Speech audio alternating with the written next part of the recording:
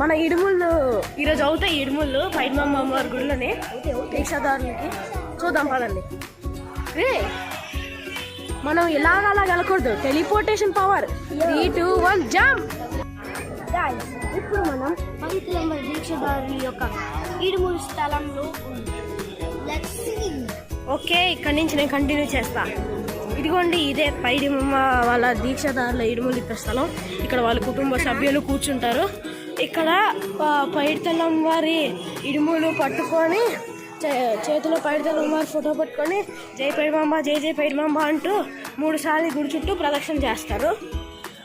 ఇప్పుడు మేమైతే మీకు బాయ్ చెప్పేస్తున్నాం, ఎందుకంటే ఇది పార్ట్ 2గా వస్తుంది.